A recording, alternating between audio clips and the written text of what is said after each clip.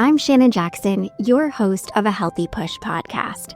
I struggled with anxiety, panic disorder, and agoraphobia for 15 years. Everything used to be hard for me. Even just driving 5 minutes from my house used to feel impossible.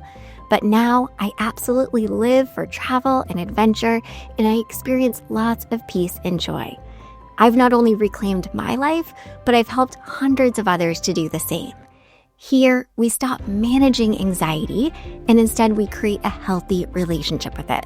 One where you say goodbye to the anxious thoughts, symptoms, panic attacks, and fears, and you actually live your life. Forget complicated strategies, quick fixes, or the same old hacks you've heard 100 times before.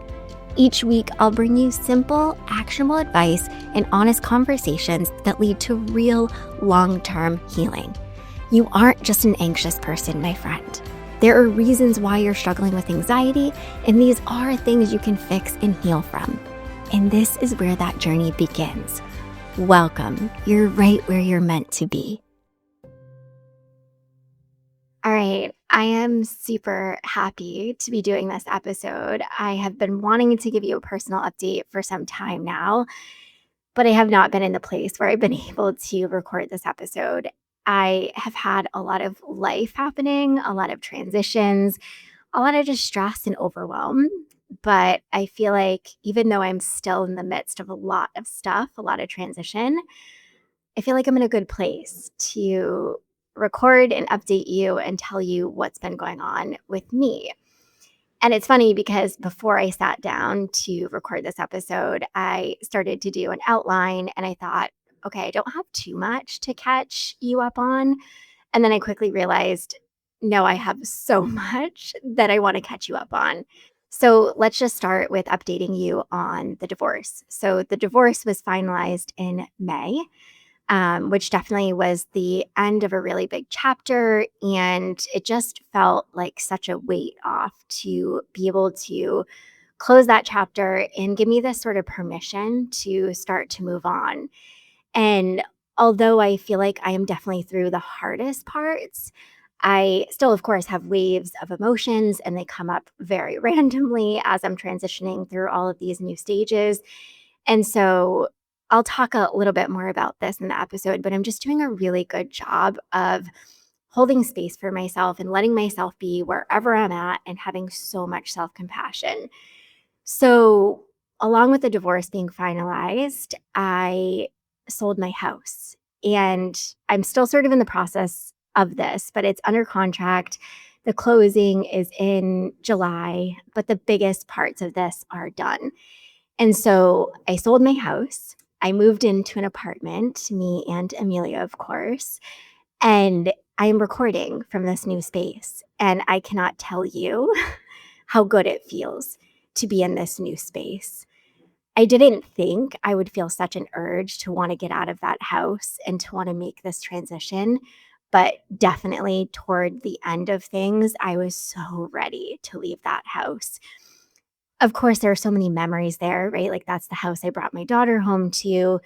And it's definitely was hard to walk away from that, but also such a huge relief and just like this permission to move on, and being in this new space just feels so freaking good. So I'm in an apartment, which is definitely a transition in and of itself. Like I'm used to being in a house, of course, and having land and a lot of my own space. But this too, for right now where I'm at, for me and Amelia, feels really perfect. Like we're in a building, there are people around. I'm definitely going to be able to create more connections and just, I'm more in a downtown area where I feel like I'm going to be able to develop a better sense of a community for me and for her. And so this apartment, I think, is going to be the best space for us to transition and to settle. And it will also give me time to figure out where exactly I want to be and what my next step is. You know, I think a big part of me wants and would love to be in another house and to have my own space and to have space to garden and just the privacy and to do things that I enjoy. But I'm also seeing how this is really good for me right now. And who knows, it might be longer than a year, which is how long I signed my lease for.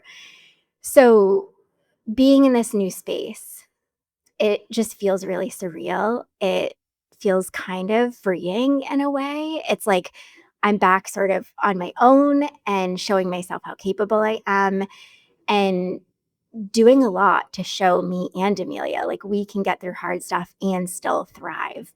And I really do feel like at this stage, I'm starting to get that sense back of I'm thriving. So, along with the divorce being final, one of the decisions that I had to make was whether or not I was going to change my name. And it sort of wasn't even a question in my head. Like, I knew I wanted to change my name. I hear women saying, I don't want my name to be different than my kid's name." But I really just don't see that. I didn't feel that. I don't feel that. Me and Amelia, of course, have such a strong bond. We are tied together for life. Like, a name really doesn't mean a whole lot in the grand scheme of things.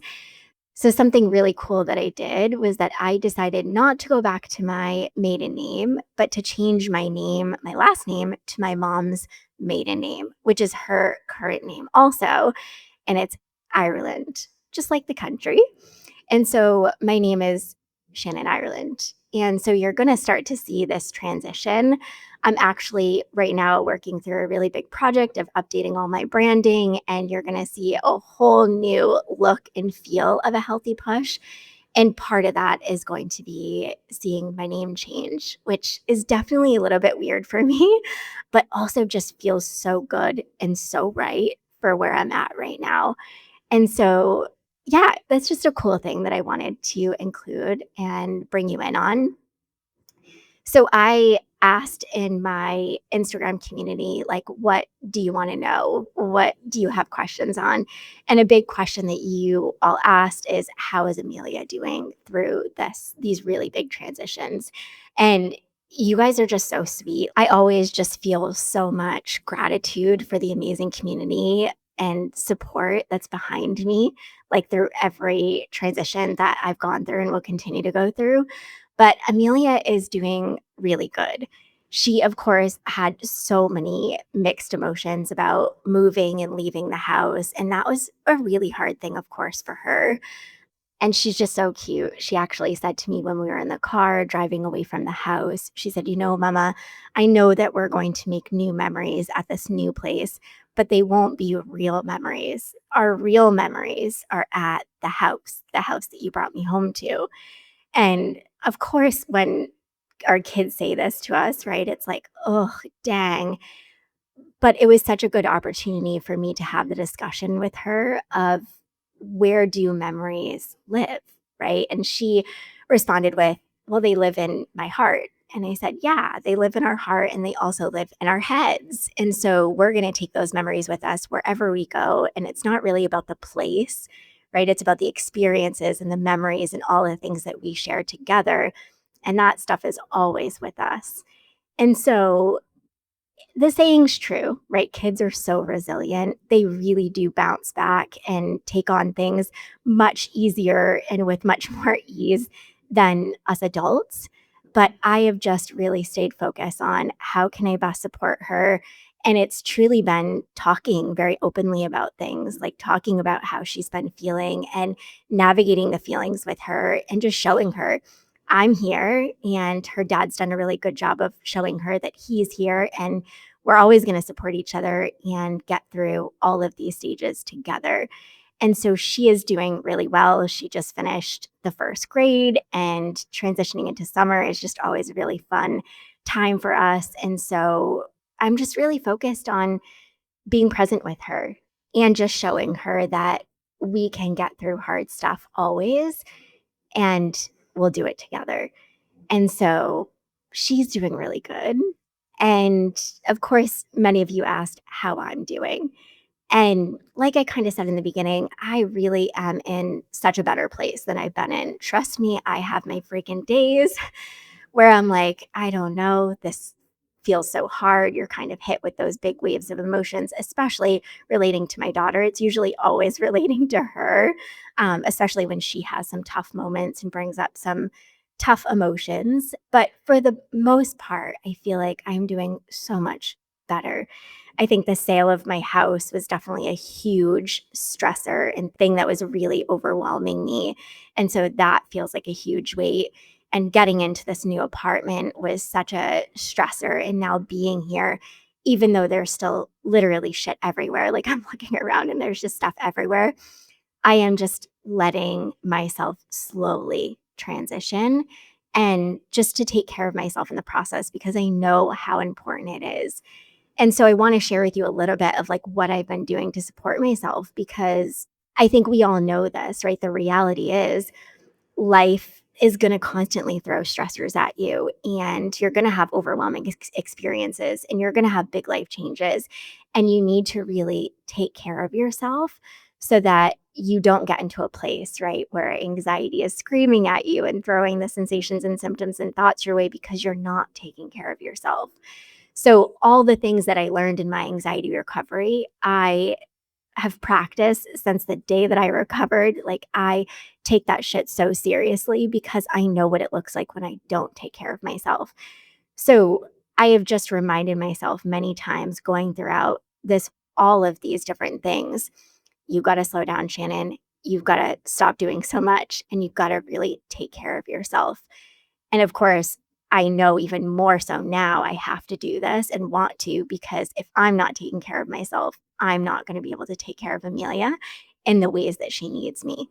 So, really, in general, I've just been trying to be very mindful about how much I'm going and doing and really trying to slow down and just not be busy, busy, busy. Like I've definitely pulled away from work a bit more over the past couple of months. I'm sure some of you have seen that. Like I'm not on Instagram as much.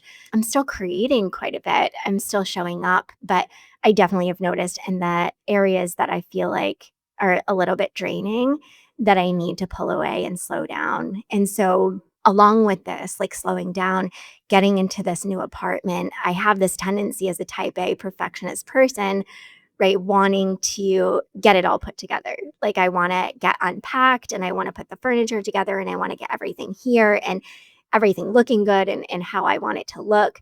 And I've just had to tell myself, Shannon, it's not worth it.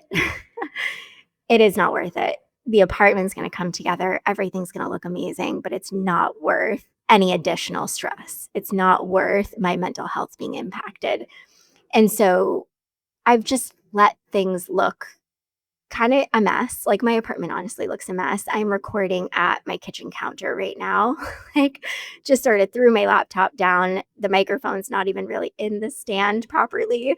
And I just am allowing myself for it to look messy. And this was one of the biggest things I learned in my recovery journey was don't rush, slow down, let things look shitty, messy, and that's okay. That's actually going to help you significantly to get through the hard stuff. Another thing that I can't emphasize enough that's been helping me so much through all this is connection. I have found myself literally calling my mom, my best friend, another one of my close friends, literally probably every other day. And that's not like me. I'm usually not a phone talker at all. But I have learned throughout these really hard moments that connection is so helpful. It just helps to reduce stress. It helps to get me present. It helps me to feel just more grounded. And so I reach out a lot more to connect with people. I text more, call more, see people more. I have definitely made more friendships recently, which is really crazy for me too, because I'm super introverted and it's not an easy thing. I've talked about that here on the podcast.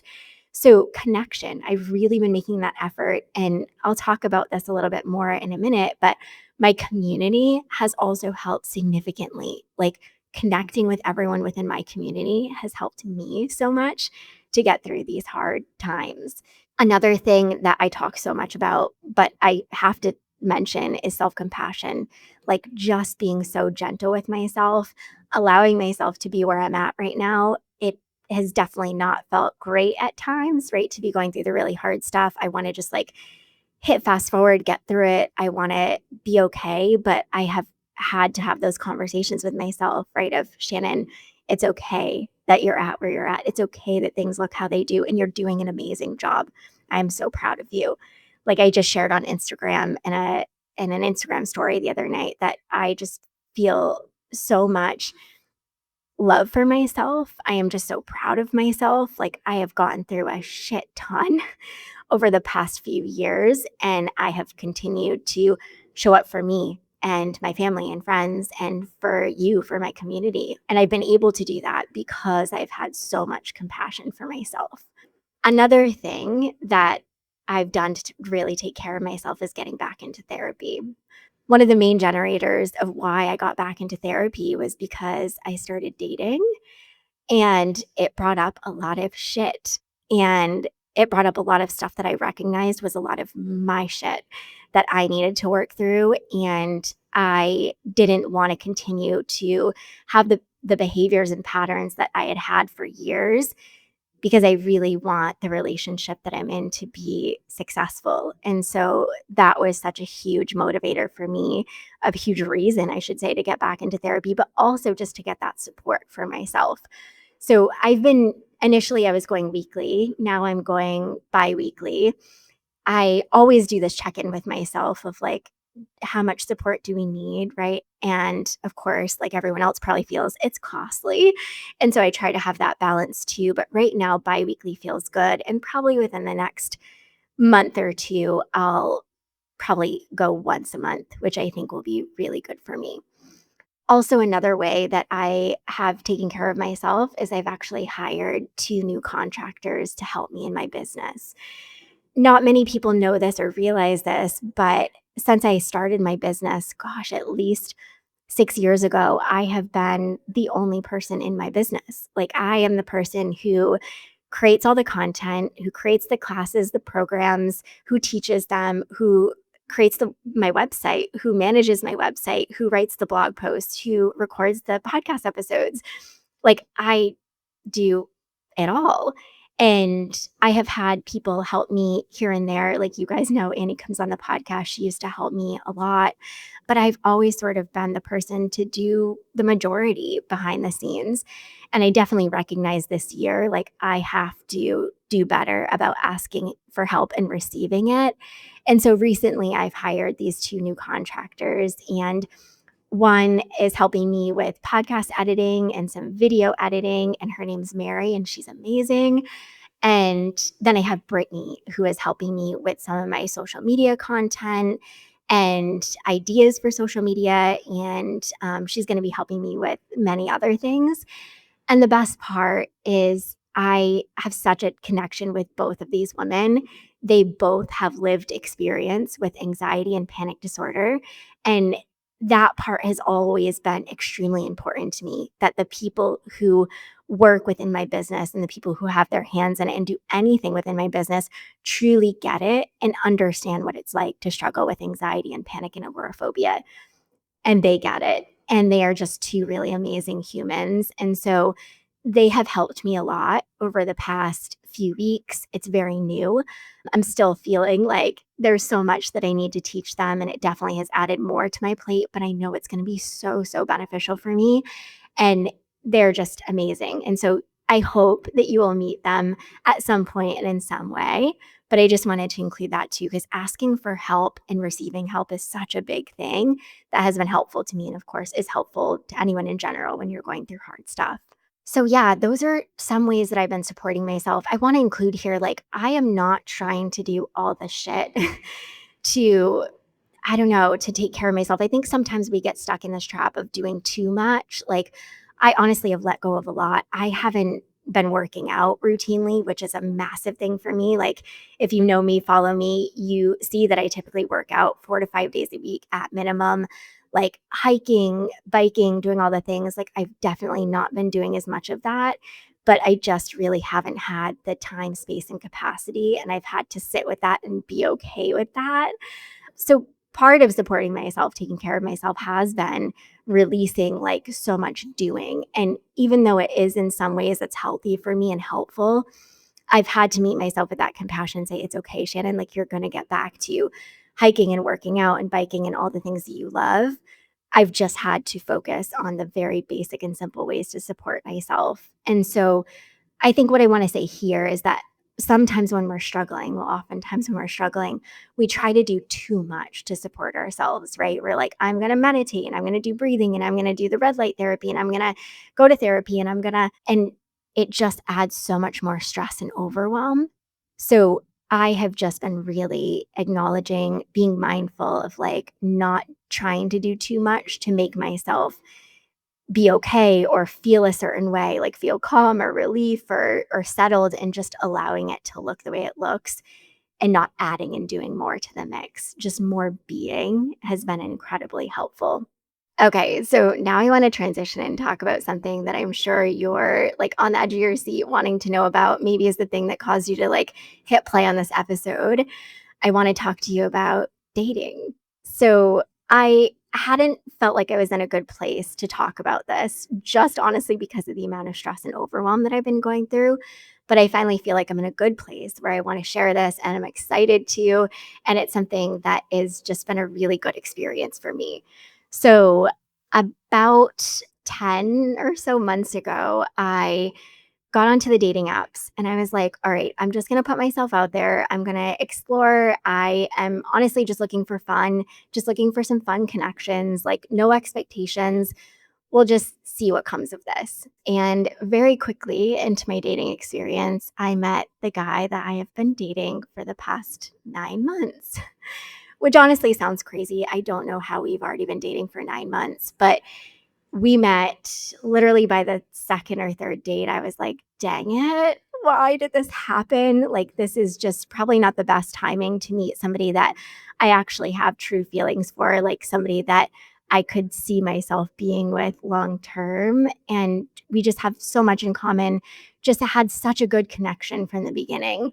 And of course, this always happens, right? When you're not looking for it, when you're like not wanting something serious, it just sort of lands in your lap. And both of us truly felt like the universe did some crazy shit because we both felt like we needed to meet each other. Even though the timing for both of us was not great, we felt like this was clearly meant to be. Like the universe knew what the heck it was doing when it put us together. And so, yeah, we've been together for 9 months. He's a little younger than me. He has never been married. He doesn't have any kids. He lives in New Hampshire. And as you probably know, I live in Maine. And so there's been a lot of back and forth. Like this relationship has been so, so good, but it's also been another thing that's added some stress. Like, even though it's good stress, it has been stressful in a lot of ways, like, of course, dating, meeting somebody new, getting to know each other, like, having to travel, back and forth from Maine to New Hampshire. We've done a lot together already, like, going on trips and going skiing, and we share a lot of hobbies, and it's just been really cool, but it has created a lot more stress, which is a big reason why I said the timing wasn't great, especially for me. And in the beginning of us dating, like, there was so much anxiety for me. I, of course, hadn't dated in what, 14, 15 years. It just felt so weird, so foreign, like, and so anxiety producing. Like, I have to be vulnerable. I have to put myself out there. Like, I have to build connection. It really challenged me in the beginning, and I remember the first couple of months, or at least 2 to 3 months, feeling a lot of anxiety, like, not that disordered anxiety, but just a lot of natural, normal, make sense anxiety, but it definitely at times felt overwhelming, like, the newness of it, the unknown, you feel scared, right? You have to trust somebody, you have to grow this connection, like, there was just so much in the beginning that felt so anxiety producing. But now we are in such a good place where we've developed this connection. There's so much trust. There's so much more comfortability there and just such a good connection. And so that anxiety definitely faded. But I remember in those few first months of us dating, I was like, I really need this feeling to go away. Like, I cannot feel like this. This is so challenging. But of course, I learned in my anxiety recovery journey, right? You can't push it away. You can't try to make yourself not be in that discomfort because that discomfort makes so much sense. It's there for a reason and you just have to allow it. And so I remember like reminding myself of so many lessons I learned throughout my anxiety recovery journey in those few first months we started dating. But yeah, it's just been really cool. Like, he has struggled with anxiety as well. He gets it. and he has such an appreciation for the work that I do and thinks it's very cool. And yeah, like I mentioned, we have so many similarities. We enjoy a lot of the same things. We have similar personalities. Like, both have that sarcastic, witty, dry, dark sense of humor. It's just been incredibly fun. And also something that has really shown me I have had to do some serious work on myself. And I think we learn this getting into any new relationship. Like, it basically puts a mirror to yourself, right? Of the shit that is unresolved, the shit that you need to work on, the shit that you need to heal. And that's been a real challenge for me because there was a lot that came up and is still coming up to show me, like, okay, Shannon, you're maybe not in the place that you thought you were. You still have a lot of work that you need to do. But it's so good that I'm being challenged in this way and that he's challenging me in this way, and I know that I'm doing the same for him. And so it's just really cool that we get to be on this journey together.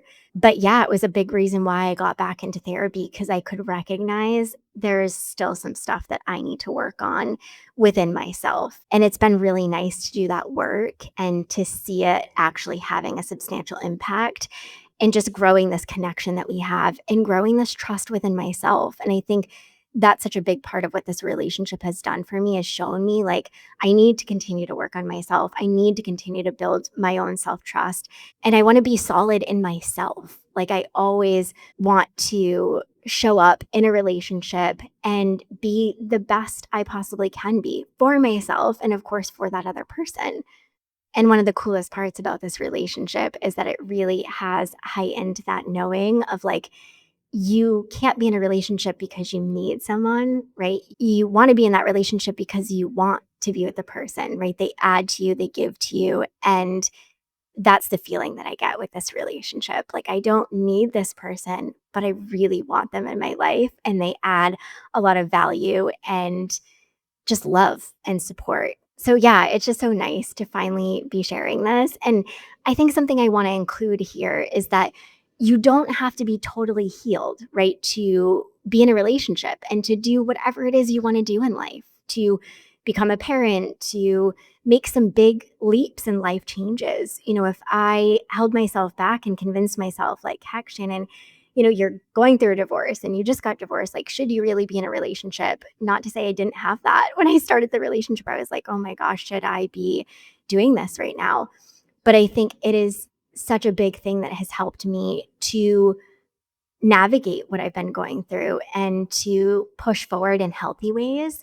And I'm really glad that I didn't hold myself back because I would be missing out on something so incredibly amazing if I did. If I had convinced myself, like, you can't be in a relationship right now, like, you're going through a divorce. I'm just so glad that I gave myself that opportunity and I pushed myself, and it has been incredibly worth it. And so I just want to tell you, like, you don't have to be totally healed. I don't think we're ever at this point where we're totally healed and everything is totally resolved and we're 100%. Like, that's just not realistic. And oftentimes, when we push ourselves to make these decisions that are in alignment with what we want and who we want to be, that's what actually helps us to heal and to become more of that person. So, yeah, we're never totally healed, and things can look messy, be messy. You can have things not figured out and still really allow yourself to go toward very beautiful things. So, of course, the other piece of this, we've been together now for 9 months. And within the past couple of months, I've really been thinking about him meeting Amelia and what that's going to look like. Of course, I want her to meet him when it makes the most sense for her. Like, she is my top priority. I will always put her first.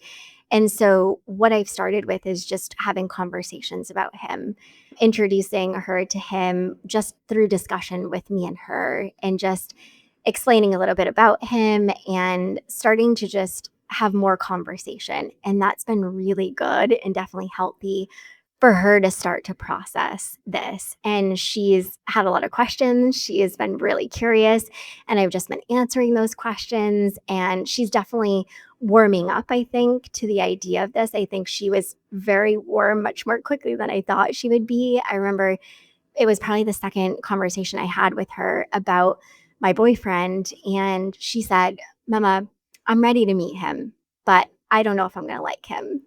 And it was just so cute.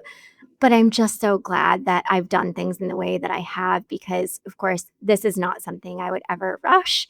And it's not something that I would do without putting a lot of thought and care into it. And so I think within the next week or two, they will meet. And I think the timing has made sense for both of them. And I'm just really excited about that and really excited to see how that goes.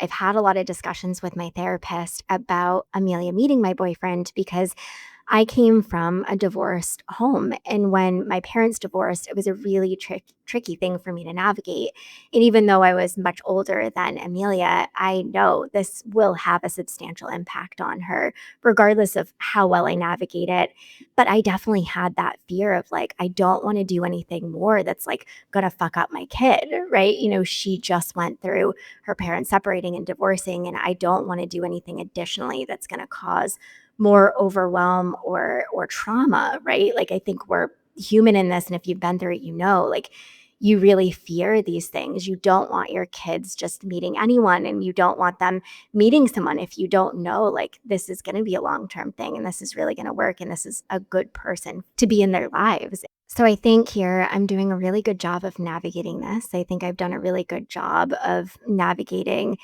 my dating life with always putting Amelia first and prioritizing both of us. But I am really excited for them to meet and for this relationship to just continue and grow and us to build a deeper connection. Like, this is something that I didn't think was possible for me, especially for where I'm at in my life. And it just feels like everything is fitting very perfectly. Not that it's not messy, and not that I haven't had moments where I'm like, "Oh my gosh," but it has all fit really, really well, and he fits really, really well into my life. And so we're both very much in this and committed, and I'm just very excited to see where this goes, and I will definitely keep you in the loop on this. And I just want to include here, if you have hesitations on dating, especially if you're going through a separation, a divorce, if you're newly divorced, like it is okay to allow yourself to move forward and to date. And I think there is such a stigma, especially for women, of like dating too soon and you shouldn't be dating while you're going through a divorce or and it's like who gets to say what decisions you make and what's healthy for you? You know yourself the best. You know what's healthy for you. You know what's not so healthy and you have to continuously check in and be honest with yourself. But I just really want to say here, like, fuck that idea that you could be dating too soon or getting back into dating too soon. Like, do whatever feels right and aligned for you, but of course, always do it in a healthy way. And that was the thing that I think I always had to remind myself of and to have those conscious check-ins like, am I ready for this? Is this something that I can take on?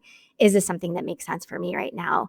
So do that, but don't hold yourself back from experiencing really good things that will help you to heal and move forward and just deepen the relationship with yourself and others.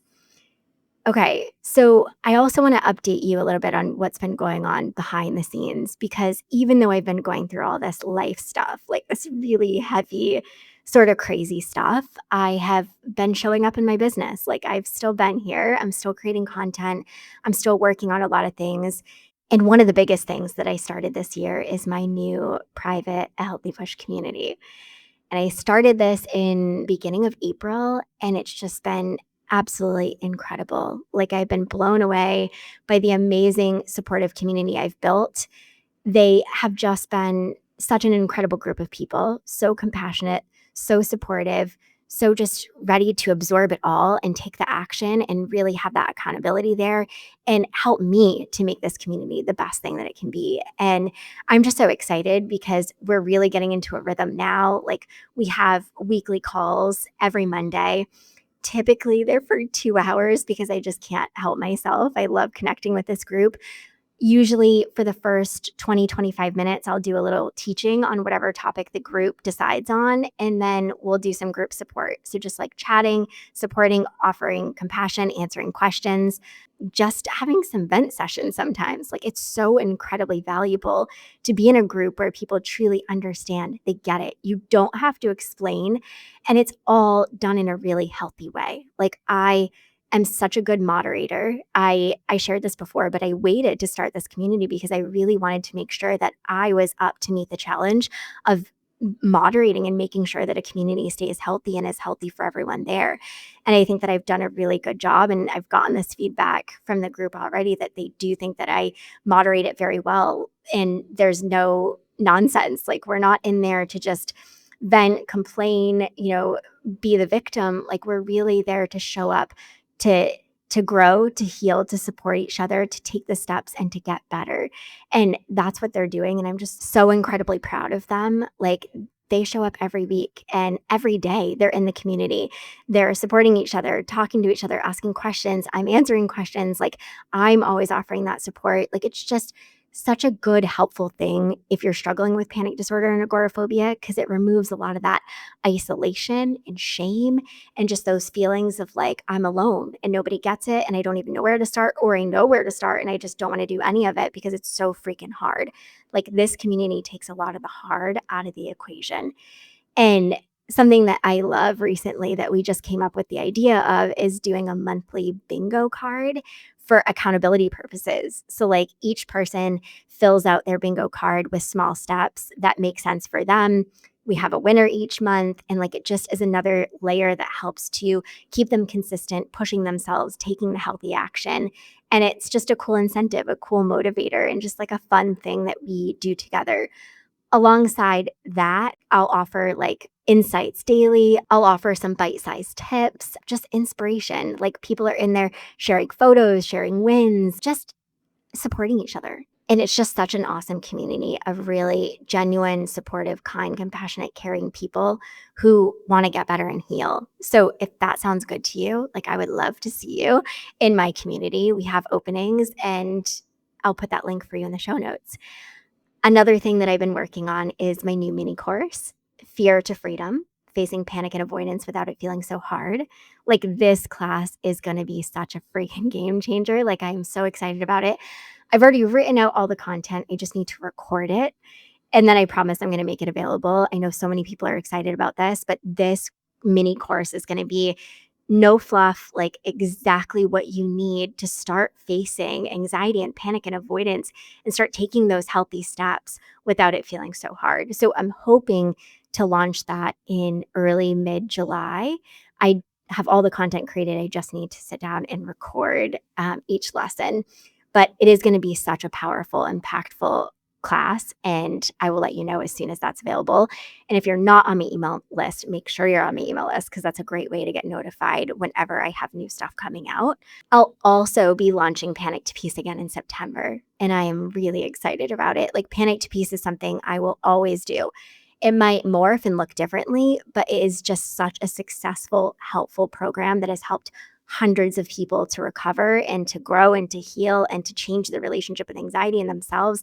And this is not anything that I will ever let go of. Like, I love Panic to Peace. I love the people that I meet. They make such immense progress in a short 10 weeks. And it's just so cool to walk people through this journey. And so I'll put that link in the show notes too, but I'll be opening the doors in September. If you want like a more intensive 10-week program where I'm with you every single week, we meet 1 to 2 days a week. I'm walking you through the small steps.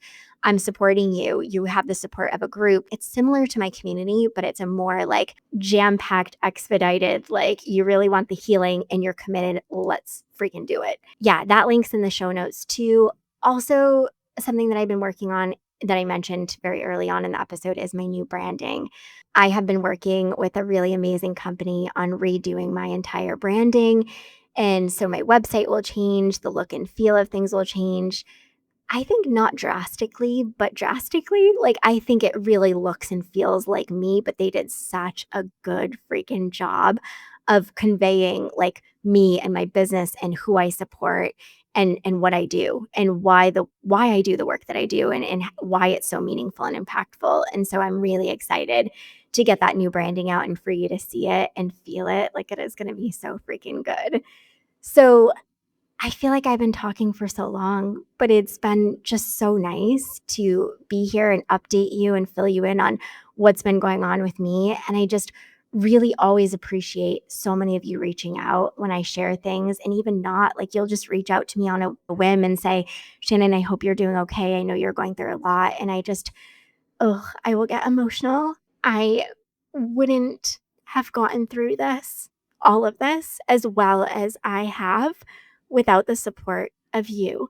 Like, you sending your kind messages, you sharing how my work has helped you, you just checking in, saying hi, like telling me how your journey is going. Like, I always say this, but it's so true.